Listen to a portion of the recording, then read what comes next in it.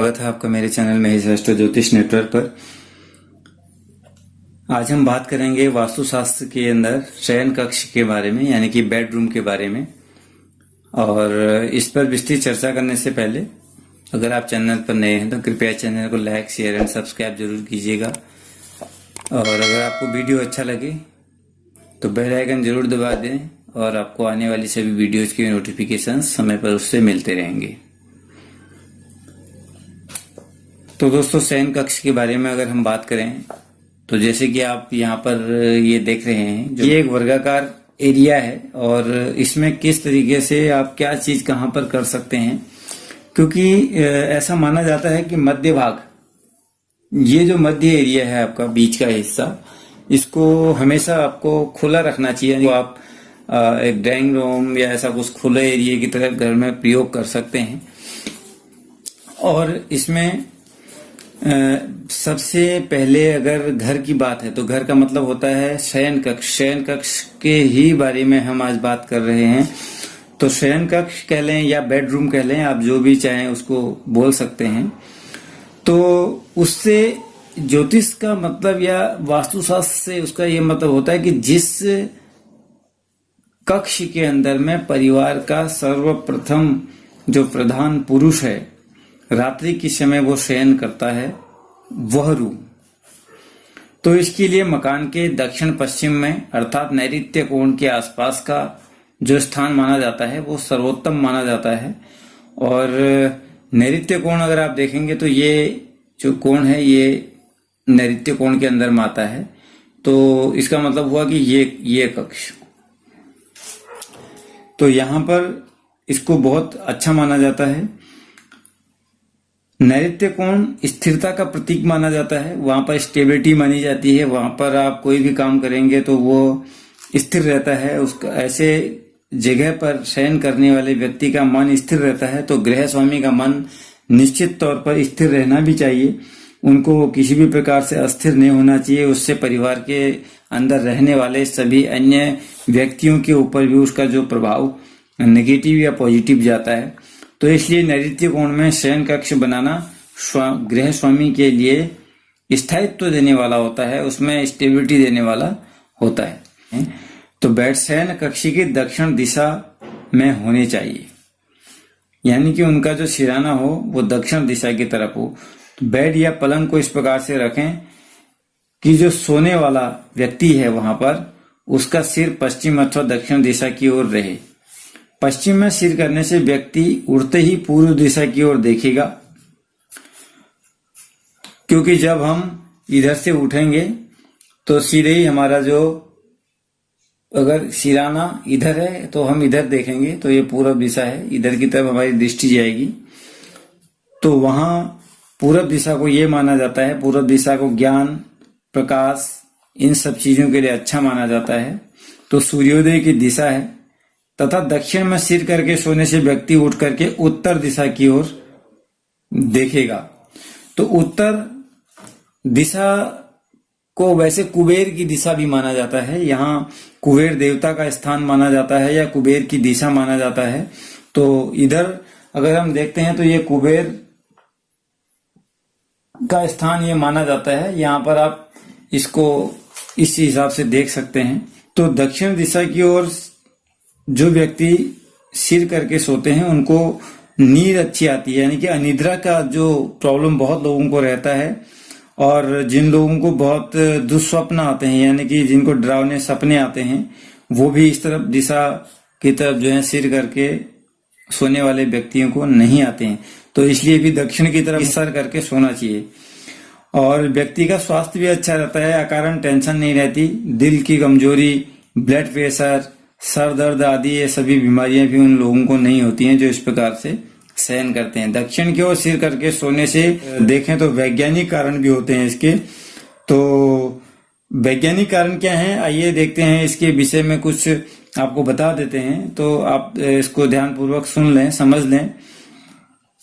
पृथ्वी के दो ध्रुव होते हैं, एक को उत्तरी ध्रुव कहा जाता है और दूसरे को दक्षिणी ध्रुव कहा जाता है। तो उत्तरी ध्रुव और दक्षिणी ध्रुव, तो उत्तरी ध्रुव से दक्षिणी ध्रुव की ओर हमेशा बिजली की जो तरंगे होती है ना वो प्रचालित होती हैं। उत्तरी ध्रुव में धनात्मक अथवा जो पॉजिटिव बिजली है और दक्षिणी ध्रुव में जो है ऋणात्मक या अर्थात नेगेटिव बिजली है, यानी कि नेगेटिव पावर है। तो यहां एक और बात समझ लें कि व्यक्ति के सिर में धनात्मक बिजली होती है और पैरों में भी ऋणात्मक बिजली होती है, यानी कि हमारे शरीर के अंदर में भी ये सारी चीजें होती हैं।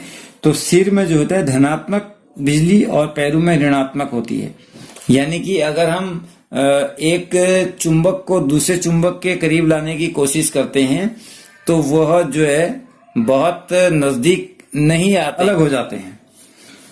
तो बिजली को आमने सामने करें तो एक दूसरे से दूर भागती हैं और परस्पर विरोधी बिजली को आमने सामने हो तो दौड़ करके आपस में मिलती हैं।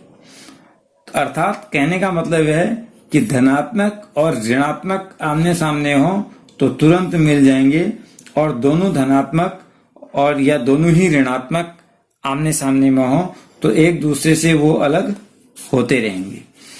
तो चुंबक के किन्हीं दो कणों को जो मैं आपको बोल रहा हूं, अगर दो टुकड़ों को आप आपस में मिलाकर देखेंगे तो आपको ये बात तुरंत समझ में आ जाएगी। तो इस तरीके से आप इस बात को पूर्ण रूप से समझ सकते हैं। अगर सिर दक्षिण में है तो सिर की धनात्मक और दक्षिणी ध्रुव की ऋणात्मक बिजली आमने सामने होगी और आपस में एक दूसरे के साथ में कनेक्टेड रहना चाहेगी।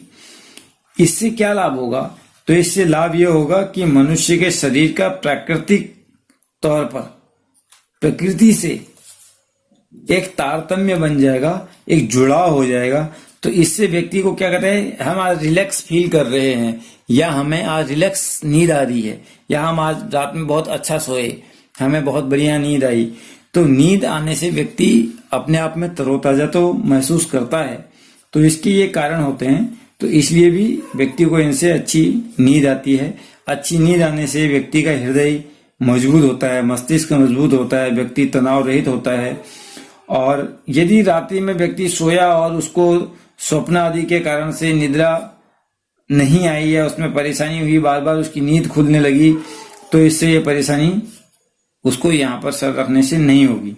यदि हम इसके विपरीत सिर करके सोते हैं तो हमको बहुत सारी समस्याओं का सामना करना पड़ता है।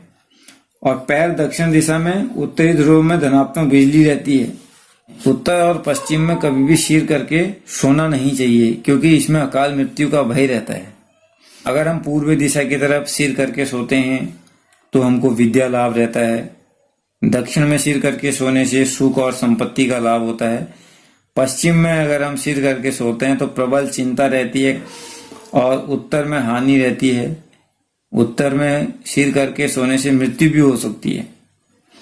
तो अपने घर में पूर्व दिशा में सिर करके सोना चाहिए। अगर आप ससुराल में रहें, अगर आप ससुराल में हैं तो ससुराल का मतलब केवल पुरुषों के लिए ये बात बोली जा रही है, महिलाओं के लिए नहीं।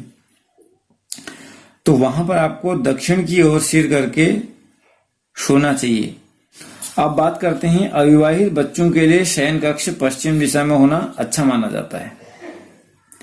यानी कि अगर आप देखेंगे यहाँ पर ये लिखा है अविवाहित संतान कक्ष, तो ये एरिया जो रहता है इन चीजों के लिए अच्छा माना जाता है। जिनकी शादी नहीं हुई है तो उनके लिए यह कक्ष अच्छा माना जाता है।